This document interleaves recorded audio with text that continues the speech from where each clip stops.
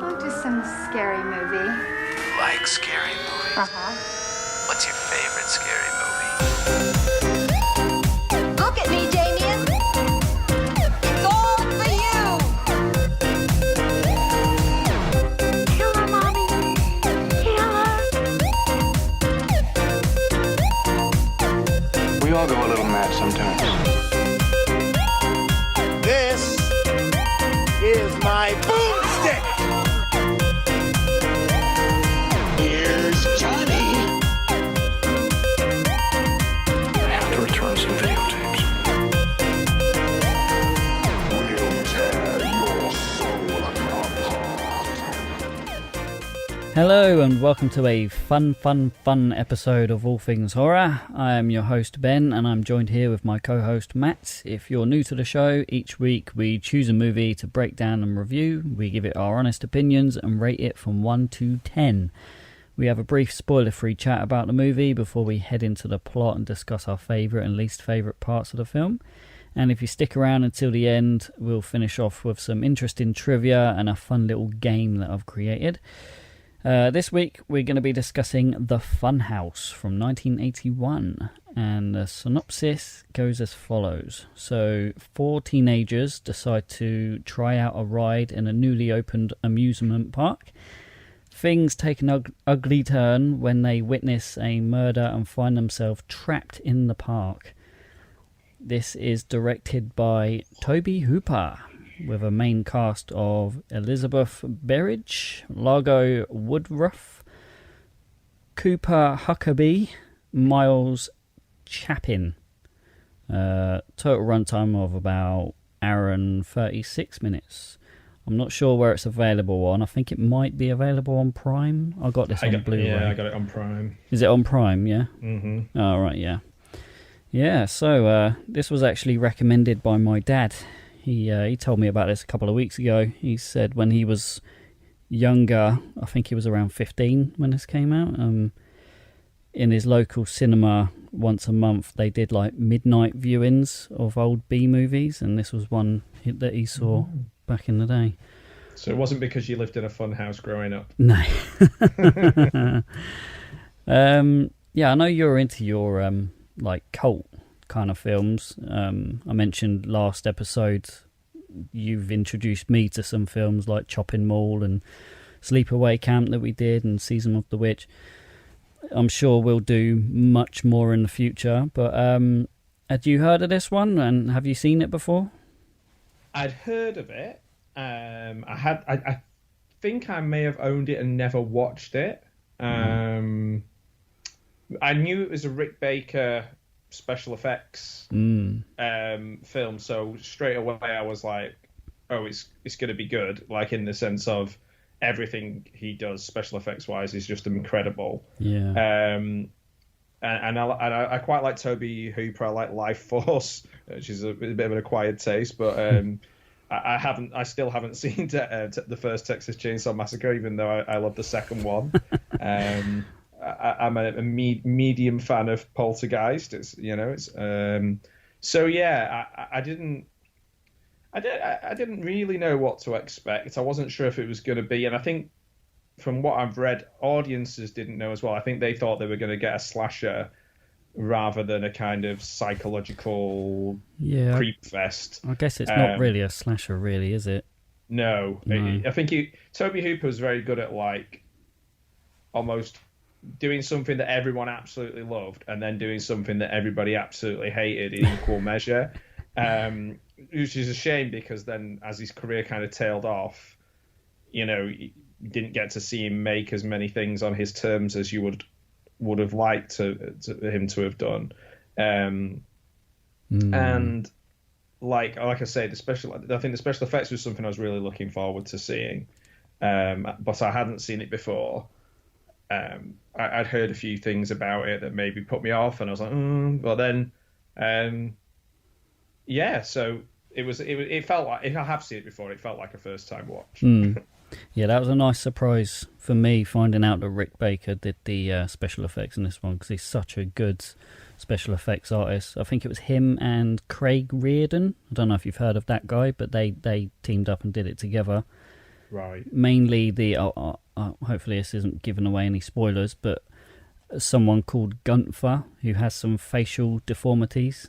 Rick Baker said that he had loads of creative freedom when he was designing that, because the screenplay didn't actually give any description of what the detail should be like, so he had a lot of like leeway in how to create him, which is pretty cool. Interesting. Yeah, I think Rick Baker's one of those people where the more you let him fulfill his vision, the better it's going to be, really.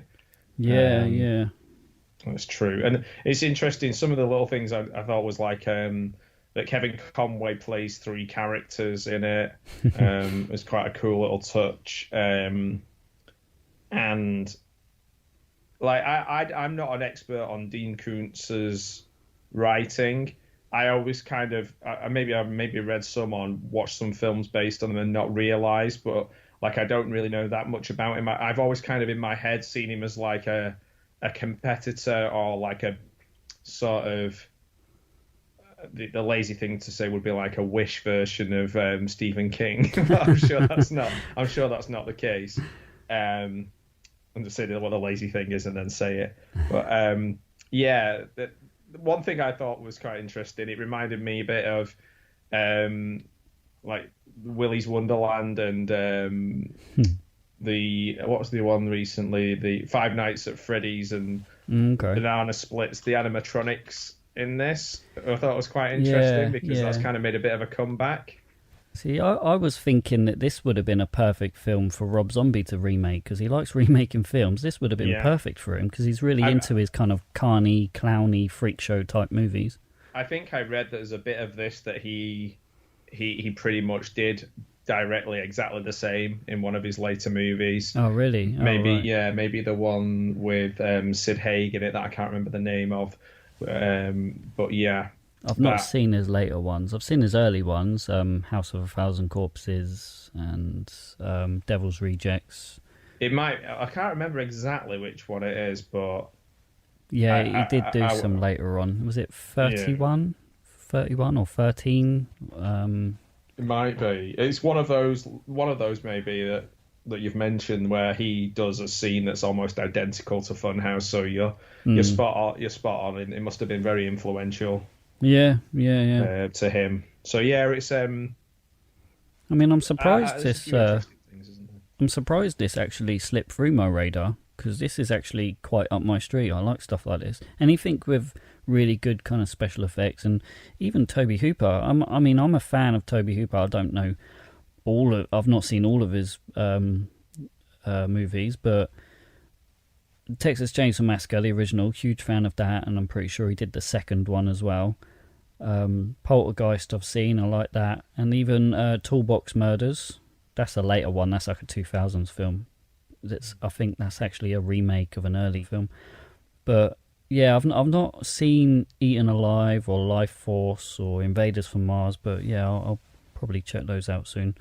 Yeah, Life Force is a really interesting one. There's a really good Arrow version of that.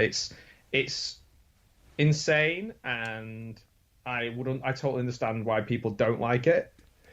In fact, it made me sneeze. That's how angry I was. Thank you. No, it's in a way it's very British. Okay. There's lots of like miniatures and a French lady who's nude for most of the film, and aliens, and it's just an odd film, Life Force. But I think I first watched it, really didn't like it, and the second time watched it with a kind of more fun mindset and really enjoyed it. But again, that was one of those ones where I think people were just going to go, nah, like, not having this. This isn't what we want from Tobe Hooper. and I wonder if I can't be the only person who, obviously, when you only see someone's name written down, I always thought he was called Tobe Hooper when I was a kid. Tobe. Because you just don't hear the name said. Yeah. Like when you watch a film, the name comes up on screen, or you read a magazine. So I was like, later on, I was like, oh, yes, of course it's Tobe Hooper. Yeah, I mean, I'm sure I've mentioned this before, but some directors, you know, kind of, what do I want to say? Some directors have that feel from their work, like James Wan, John Carpenter, George A. Romero. They have their own kind of like feel to their films, but I wouldn't say that about Tobe Hooper. I'm not saying he's a bad director. I think he's great, but he doesn't really have a specific style of. I think you're exactly right. Yeah, I think you're exactly right. It's a bit like, so, like I do a bit on YouTube, and I think the one thing that like stops my YouTube channel being like absolutely massive is that I can't focus on one thing. Like the ones that are successful, they do one thing over and over and over again consistently. They find a niche and stick to it. Whereas I'll find something, people will watch it, and I'll go, and then the next video will be completely different. And I think Tobe Hooper is kind of similar in that sense, where I'm not comparing myself because I'm not a filmmaker, but what I'm saying is that I can understand that works against you in terms of your success, which is like he'll make an incredible film and everyone goes, we want more of that, and then he'll go, I know, I'm doing something completely different. And I'm right. I think you're right. He doesn't have, because I think people maybe around Poltergeist wanted him to be like the horror Spielberg, because obviously he worked with Spielberg, but then they were never going to get that out of him because his mind just didn't work like that. Yeah, well, was Texas Chainsaw, was that his first film? Was that his debut? Yeah, because that was in 74, and in 76 he did Eaten Alive, and then not straight after that, but in 82 he did Poltergeist. So that's what I mean. He just kind of jumps around for all these different types of horrors. He doesn't really hit the same thing, whereas like John Carpenter, he has that kind of style, and Romero, he likes zombies, you know. Everyone kind of has their James Wan, you know, he's into their kind of like jump scare, kind of dark, kind of supernatural type films. Yeah, but it's pretty much exactly what you know. That I guess that's the I guess that's like to a certain degree like a blessing and a curse, because you're like, oh, he made all these really wild, disparate films, you can just enjoy them all, they're all so different. Or if you're the sort of person that just likes, once you found something you like, to have more of them, then you're not going to get that with him. True, but I don't know if that worked against him, because a lot of these I'd never heard of. Well, that's what I mean, like they're not like, it's not like he's done even like Texas Chainsaw, you know, it doesn't go down the path of being the same film over and over and over again.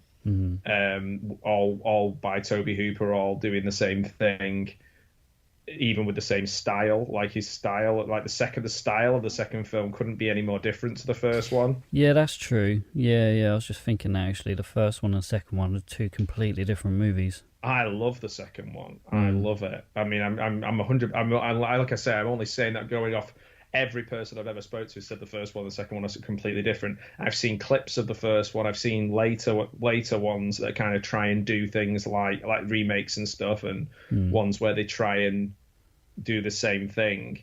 I've seen the second one loads of times. I really find it super entertaining. But again, it's sort of billed as a dark comedy slasher horror, and it's got like 5.6 out of 10 on IMDb, whereas like the original one has 7.4, and it's like, you know, psychological slasher splatter, like yeah. To be honest, even the whole franchise of Texas Chainsaw Massacre, there's not really ones that I don't like. Most franchises, you know, like, I mean, I might get some hate for this, but like Friday the 13th, Nightmare on Elm Street, people would say they kind of decline and they get worse as they go on. But yeah, to a degree, I would say Texas Chainsaw, but at the same time, I like all of them individually as they come out. I mean, I know he's done a lot of remakes. Well, not him, but there's been a lot of remakes of them. But every time one comes out, I'm like, oh, good, a new one, and I'll watch it and I'll like it. I didn't really have that with other franchises. When they remade Friday the 13th, I didn't like it. When they remade A Nightmare on Elm Street, I didn't like it. So yeah, I don't know what that says really. Yeah, because I mean, a lot of people didn't like the 20. I think it was the 2022 one with the chef going in the celebrity chef ones where they go to the little town and that one. I watched that. I was like pretty like 4 or 5 out of 10. I know a lot of people didn't like that, but it was okay. Like, yeah, it was okay. Yeah. It wasn't terrible. Anyway, about this one though. This film. This one. I really like the whole kind of premise of this film. I'm guessing these kids are supposed to be around 16, 17. I mean, obviously they're a lot older. But... Yeah, well, the actress Elizabeth Berridge is 18 in this, which makes the opening scenes a little bit, I don't know, a bit strange. With like, we don't necessarily need to see her body in that amount of detail just for her little brother to be scaring her. But I think all the other actors, they seem significantly older than her. Yeah. But I mean, I guess for premise type, if they're playing teenagers, I guess it's quite a believable film in the sense that a group of teens would then decide to do what they do in this film. And I think when I was that age, my friends could easily have talked me into, hiding out and staying in a funhouse overnight. Yeah, it's in a way. This sounds a bit silly. It reminds me of kind of like creepy British fairgrounds more than American carnivals in a lot of ways. It reminds me of a kind of... There's a director called Pete Walker, whose films I'll have to introduce you to, who'd made films in the sort of 70s and 80s, British horror stuff. And some of the characters that you meet in here, the kind of deformities and the sort of the griminess of it all, reminded me a bit of that. It's not like a particularly easy on the eye film, is it? It feels kind of sweaty. Yeah. All right, cool. I mean, that's all I've really got. I don't want to spoil it too much. Oh yeah, just another thing on Rick Baker, because I love Rick Baker. His films that he's been in is just endless. But what film did we do? Oh, An American Werewolf in London. Obviously, that's his big one. But I've listened to a lot of his interviews, and he just seems like such a nice, genuine guy. And he was on Joe Rogan, and I listened to it not that long ago. I would strongly recommend anyone to listen to that episode, because he's really interesting. He kind of talks about his life growing up, being a bit of a shy kid, and how he got into special effects. He just really enjoyed making masks and stuff, and he goes into detail about all the films he worked on, specifically American Werewolf in London. But yeah, that's a brilliant episode. If anyone's into kind of special effects and stuff, I would strongly recommend checking that out. Well, he has to love it, because he'll literally do special effects for seems like any type of film. Like, it's not just horror, like he's in King Kong and Star Wars and just stuff that you wouldn't like. He did the Empire Strikes Back. I wonder if he did the Tauntaun, because I've been inside one of those. I climbed inside one of but like, the Howling, and so much, like you said, Videodrome with the body stuff in the middle of the horrible, like just so much. Not even things like doing makeup on Harry and the Hendersons, or like makeup on Coming to America. These are like huge films, but just so wildly different from film to film, like The Nutty Professor and stuff. And then all Planet of the, like, a lot, not all of Planet of the Apes, because that's like a zillion films. But so many things like Tron Legacy and Tropic Thunder. I'm just going through all the lists and thinking, geez, the guy's done. I know, it just goes on and on and on. He's been involved in 312 films. Oh, really? 312? Yeah, which is insane. Huh. It's literally like, well, it's clearly more than one a year, isn't it? Because otherwise he's 312 years old. And then he'd have been starting from birth. Yeah. But, I think he retired now. I'm not sure when that episode was, but he retired from it simply just from being a bit fed up with working with people in the industry that tries to change what he's doing. Like, he'd spend hours day and night doing stuff, and then someone will come along and say, oh no, I don't like that, change that. So he got a bit fed up, and he ended up retiring from that, but still carried on making stuff just from the joy of making stuff. Like, he literally does it just for free in his own time. Yeah, because I think I follow him on some social media, and he has like a studio where he teaches people how to do stuff. That's right, yeah. Which is really cool. That's awesome. That's one thing I wish I got into at a younger age. Yeah, that would have been cool. I think everyone says that. Everyone says, "Oh, I wish I did that." You could do it now. I could do. I don't think I would be. I've got the attention to detail or the skill to do things like that. It's just not how my but like, I think if you know you're that way inclined with it, then it must be an incredible job. It must be so much fun and so rewarding, and just like so much goo and working stuff out, problem solving as well. All right, should we jump into this film now? I'll hit that spoiler warning. Spoiler warning.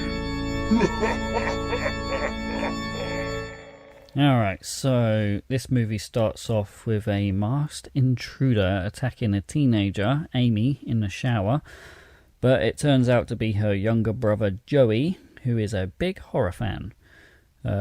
We then meet the friend group, which is Amy, Liz, Buzz and Richie. They kind of go on like a double date at a travelling carnival, and they go around seeing various shows and stuff, while kind of sneaking off every now and then to smoke a bit of weed. So yeah, what did you think of all of this intro? Yeah, I mean, the whole thing. I think the part, like I said, it maybe didn't need to have the sort of the details shower scene to get the same point across, but I guess it is what it is. Yeah. They're going to the carnival part. I couldn't work out what was going on between the two boys, whether there was a bit of a kind of macho masculinity contest, like the bigger guy wanted to kind of remind the smaller guy that he was bigger than him most of the time, and I kind of thought just mess with him. I didn't know what was going on between them two. It was kind of weird. It made me not like either of them. Yeah, I thought the same thing. I think is it Buzz that's the bigger one. Yeah. Every now and then, like, I don't know if it's like an ego thing, like he's the bigger one. But I was like, 1 minute he's all right and he's being a nice kind of romantic, and then next minute he's being a bit of a bully to Richie and they're like trying to stuff. scare the girls. Yeah, like, not in a fun way, but in like a kind of, I don't know, just a weird macho way. That's just it's just a bit odd. It's just a bit odd. I couldn't work out what was going on, because I was like, because obviously if some bad things are going to happen to these people, I suppose there's two schools of thought, isn't there? There's such dicks that we're happy bad things happen to them, or we care about them and we don't want those bad things to happen to them. In this, there's a little bit of both, so I'm not quite sure. There's a little bit all over the place. I'll tell you, the actual setting is really good, though. The actual carnival itself is perfectly. Yeah, I mean, that is probably the biggest funfair I've ever seen. It just goes on and on and on. Like they've got magicians, freak shows, fortune tellers, and girls. Like, when did that become a carnival attraction? Like, like, come on, look at women. Strippers. I don't know, man. It's weird as well, because and then the film finishes and she's walking away. The camera sort of lifts up almost like it's a city, like looking down on but I guess this is, I mean, it's a bit like when you see travelling circuses. Don't see necessarily as many carnivals as you used to do, but in travelling circuses they'll pitch up, and then for days before you'll see all the caravans and people all parked on there and stuff. So I guess it is like a mini city, I suppose, that everyone's moving in, being in that vicinity before they're kind of moving. It's like a movable city, isn't it, or a movable village? Yeah, they're all related and they all know each other, and Yeah, and then that also makes it quite dangerous because it's always going to be their territory. It's never going to be your territory, and you're trusting that you see these accidents and stuff, and you read about these accidents. You're trusting that all this equipment works and all the things that they're doing are not dangerous. And obviously, sometimes the things are being portrayed as if they are dangerous to scare you. Certainly in this film, there's a lot of that, isn't there? Where they're doing like shows where it's like, oh no, it's gone wrong, and then it's like, no, it hasn't. Yeah. So it's a bit of a weird one. Just to jump back to that opening scene again, like, I don't know about you, but that was just straight up Halloween opening scene to me.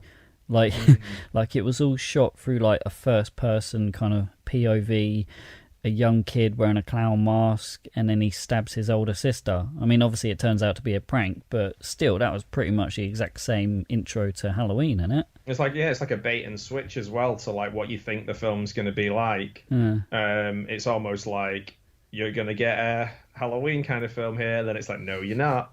Maybe that was the intention. Maybe that's Tobe Hooper's kind of the way his mind worked, which was to kind of give you what you weren't, pull the rug out from underneath you. It's interesting because obviously there's so much of like psycho in Halloween, and then obviously there's a kind of psycho element in the beginning of this as well with the shower scene and what have you. It's interesting. And like obviously the family, they're just establishing the family who we don't see a lot of, do we, in the film, other than to be like completely oblivious and leave her in the shit. So we set this family up, but we don't see very much of them really. The little brother, we see him wandering around. So Richie Richie suggests spending the night in the Funhouse. So they hide inside it, and then the park closes, and they hear something, and they notice a room beneath them. And when they're looking through the gaps in the floor, they see the ride assistant, Gunther. He's a big guy. He doesn't really talk, and he wears a Frankenstein monster mask. They see him murder the fortune teller after she gives him a very quick rub and tug. And they try and get out. Richie, on the way out, steals the money from the safe. And then the Funhouse owner, Conrad, he discovers what's happened and kind of takes it out on Gunther, revealing his big kind of monstrous, disfigured facial features. However, the teens, they give himself away, so Conrad then hunts them down, and he sends Gunther off to try and kill them all. Yeah, that was Gunther, pretty cool. You think of two things when you hear that name. You think of the penguin from Adventure Time, and you think of the guy from Friends. And Coffee Shop. Yeah. This is a combination of the two. Yep. Yeah, I mean, we got to touch on it. I think Rick Baker and Craig Reardon did such a great job on designing Gunther's face.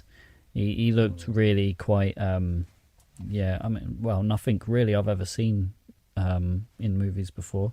I'm assuming, I'm holding up this to the webcam, I know people can't see, but that's supposed to be Gunther, isn't it? His mouth. Yeah. So they've obviously spotted what a great job they did, and that's the whole thing of it. In fact, it kind of gives away. It's a spoiler. The cover's a spoiler. Yeah, I mean, for people that can't see, I've got the Blu-ray copy of the Funhouse here, and it's got like the mouth with the cleft lip and the kind of like fangs. Yeah, I guess like. It's a strange one, isn't it? Because obviously there's more to that character than that. But I think, and rightfully so, we'd be probably a bit more sensitive to people with like cleft palates and cleft lips and stuff now. And I think rightfully so. But what they've done here is they've amplified that. Like no human being actually looks like that. So it works in that sense. Yeah. I know you said about this a minute ago, but I put in my notes here, like as we were walking through the do you call it a fun fair or a carnival? Same thing. I would really, say in America, they probably because it's America, they'd probably call it a carnival, wouldn't they? Carnival. Because like carnival barkers, like the guy is a carnival. Like Kevin Conway plays 3 carnival barkers, so I Right, imagine it's a okay. carnival Carnival, yeah. or a funhouse. No, the funhouse is part of it, isn't it? So yeah, okay. Yeah, no, I just put that you get some really great camera angles, really high shots of the whole kind of outside carnival shots, and even when they even when they focus on one person, they kind of leave it open so you can see stuff going on in the background. I don't know if you noticed that, like when they're talking, they've actually got them left to the screen or right to the screen, so you get that whole background and you can see everything kind of going on around them and behind them. So I thought that was pretty cool. Yeah, it does feel like a real carnival. There's lots going on. Yeah. One thing I picked up on as well, at the beginning of the film, when Amy's brother scared her in the shower and she had a go at him, and she told him that was it, she weren't going to take him to the carnival at the weekend. But obviously it's around this time that we find out that they're actually packing up in the morning and they're moving on, so they wouldn't have been there at the weekend anyway. Yeah. So yeah, that's the kind of stuff that I notice. Yeah, and then Richie, he gets hanged with a rope by, I'm assuming it's Conrad. It says on Wikipedia Conrad hung him, but it's a noose kind of come down and hooks him up like a fish. And then That's a good scene. It's really, it is like a good, shocking, well done. Obviously, it could go tragically wrong. Good. But, yeah. Yeah. Yeah, and then we later see his corpse is just riding around on one of the carts later on. And then Liz falls through a trapdoor, and then she's confronted by Gunther. She goes to stab him, but he kills her by pushing her head through a big fan. Did we see that? It says this in here, but I don't remember seeing that. I think it was implied. It's implied, yeah. It's implied. Yeah. We don't actually get to see anything. Yeah, so he kills her, and then Buzz stabs Conrad to death, but then he's killed by Gunther. And then Gunther chases Amy into the maintenance area. Bit of a kind of cat and mouse sequence with Gunther. And then he ultimately gets crushed to death between 2 big giant spinning gears. And then dawn breaks, and then the sole survivor Amy emerges from the funhouse and heads home. Yeah, that was the longest kind of climactic ending I've ever seen. There's part of it reminded me a bit of like The Fugitive or something, you know, like going along big tunnels and do you know what I mean? Like very bleak, like she's wandering around and yeah. Seeing all the mechanics inside and the steam and everything, like the inner workings of everything, was really cool. I like that. I thought that was really good. Yeah. I'm not sure what all the random hooks on chains were, but it looked good. It's left over by Pinhead. Yeah, it was very Hellraiser, that room. This is it. There's like, it's like, why is there so much steam in these places? Like, I think the answer is Freddy Krueger, maybe. Like, there's so much steam in Freddy Krueger films. Yeah, and then like you see 2 big. This is before that, isn't it? So that's stupid. But yeah. Oh yeah, it is. Yeah. But yeah, maybe that was it. Maybe when they were making Nightmare on Elm Street, they were like, they need steam. Need steam. Yeah. We see those big pallets. They get kind of churned up by the big gears. So I was like, okay, well, someone's going through that, and then. But that was like a solid kind of 6 minutes. They could have easily kind of narrowed that down a bit. I think towards the end, I was getting a bit fed up, and I was like, all right, come on, what about you? Yeah, I did tune out a little bit. I've got to admit, like the pacing is a bit off in terms of. Not that it has to be action, but like. No. I thought the pacing was alright throughout the whole film. It was kind of just that last kind of like 5-10 minutes. It kind of dragged just a little bit. Yeah.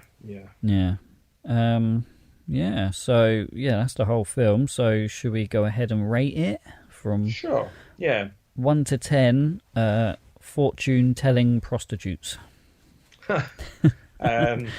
Well, if you put it that way, I like the inner workings of the Funhouse, the steam, the crazy, wild last animatronic parts of the last 20 minutes. Anyway, I quite liked. I like the sort of carny folk.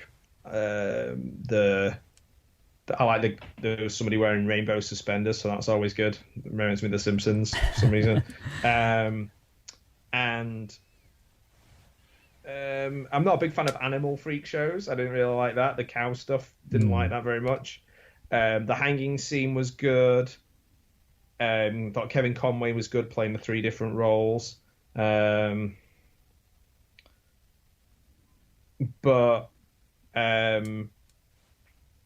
it wasn't a film that I'm going to like probably rewatch.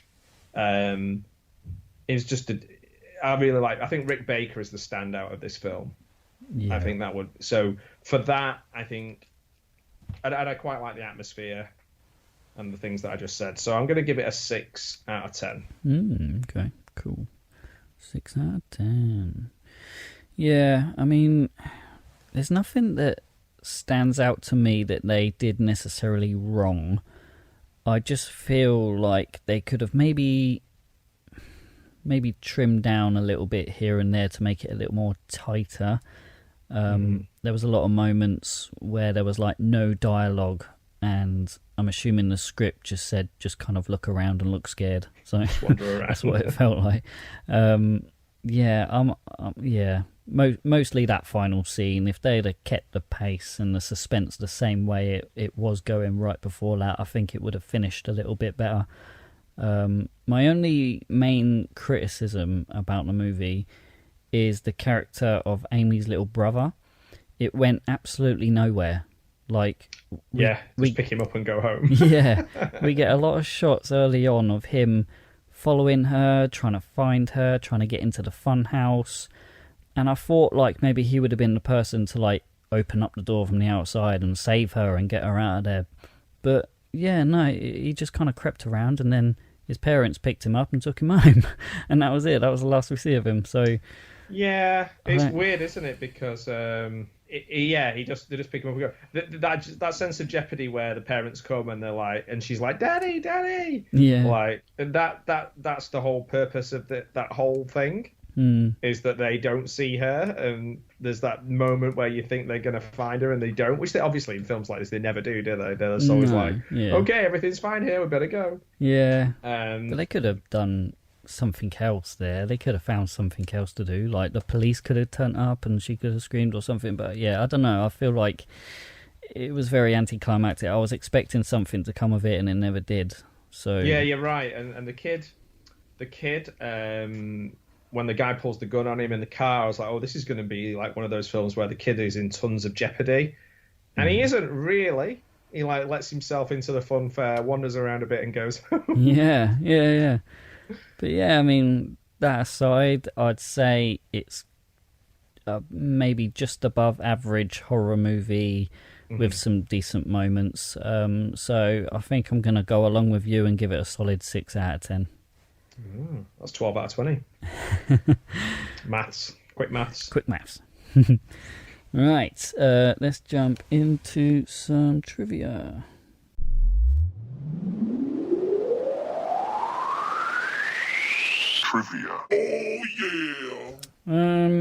Yeah, I've only really got like 3 bits of trivia. There is a lot out there, but it's just kind of like standard stuff. So one of them I've got is the freak show animals that are seen in the film, including one cow with a cleft palate and another with 2 heads. They were actual real animals that belonged to a travelling circus that was going around, so they kind of borrowed them for the film. Director Tobe Hooper at one point nearly got struck by a flying cog, but he was saved by an extra who broke their arm in the process. Oh wow! I hope they got paid. I hope they got paid extra. Yeah. Another accident as well. An accident occurred during filming one of the Carnival rides, which has several kind of octopus arms that spin around and rotate the carriages. It was left on for about half an hour.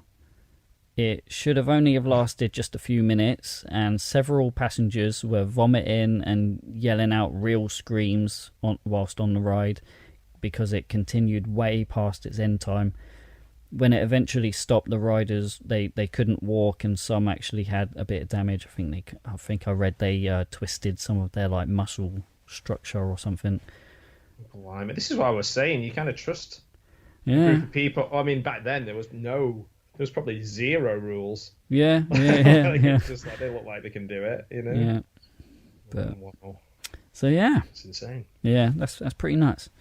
So yeah, let's So jump. just clarify with the animals. So Rick Baker didn't work on those animals then. No, they were real animals with defects. Makes me really sad. I felt sorry for them. I felt so sorry for them. I felt sorry for them that they may have had to have special. No, they were. It was only mainly those two cows. I don't think you actually see anything else. But yeah, those cows. One of them had a really kind of cleft palate, and then another one had two heads. But yeah, they were real deformed cows. Oh. I mean, I can't say too much. It's not like I refuse to eat meat. What it tastes like. Yeah. Oh, anyway. Yeah. Anyway, all right. Let's jump into this week's game. Play a game.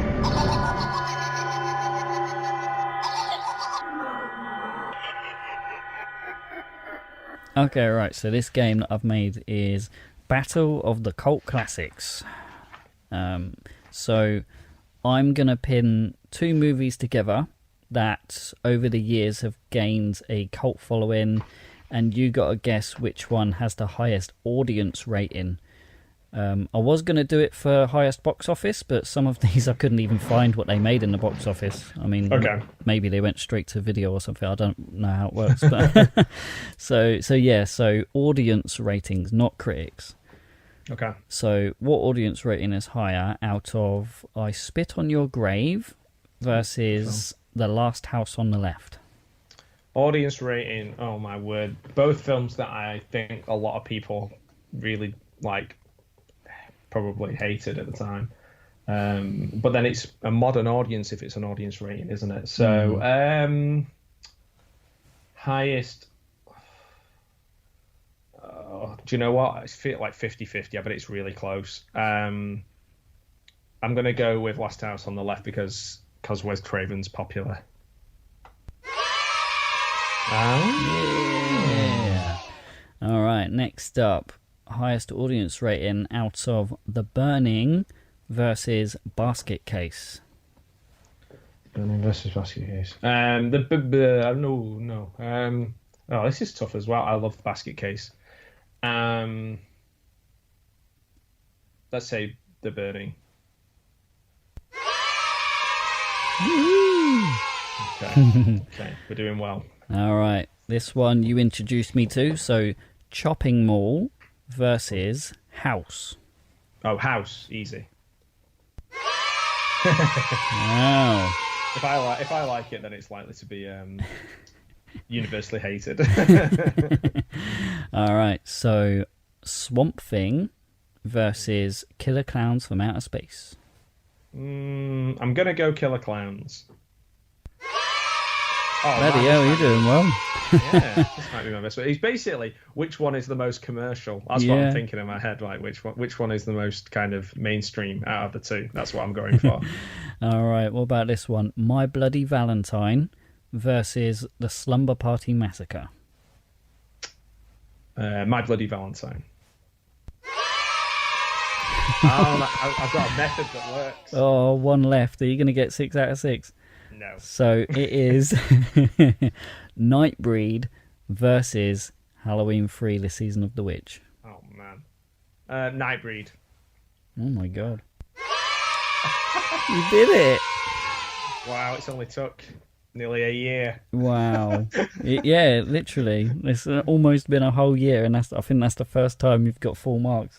Right, I want that clipping into a mini episode of me getting everything right, because it might never happen again. All right, just for that, you're going to get this.